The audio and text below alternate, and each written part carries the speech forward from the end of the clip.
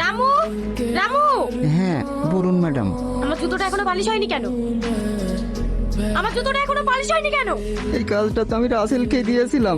এই, তুই জানিস না আমি মন নিয়ে বেরোবো? আমার জুতোটা এখনো পালিশ হয়নি কেন? স্যার আমাকে বাজারে পাঠিয়েছিল। আগে আমার কাজ রেডি করবি, তারপর অন্য কিছু। এদের দিয়ে যদি একটা কাজ হয়। যা তাড়াতাড়ি জুতোটা পরিষ্কার করে দে। কি রে, এখানে ডাকলে কাজে যাবি না? যাবো। মন খারাপ? না। এই দেখ, তোর জন্য মাছ ভাজা নিয়ে এসেছি, খেয়ে নে। আমি খাবো না। আমিও খাইনি।